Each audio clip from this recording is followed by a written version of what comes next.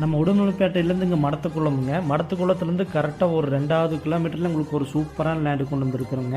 கரெக்டாக கோயம்புத்தூர்லேருந்து வரங்களுக்கு கரெக்டாக ஒரு 1.5 ஹவர்ஸ் ட்ராவல்லையும் உங்களுக்கு சூப்பராக ரீச் ஆகிடலாங்க. NH ரோட்லேருந்து ரொம்ப பக்கங்க.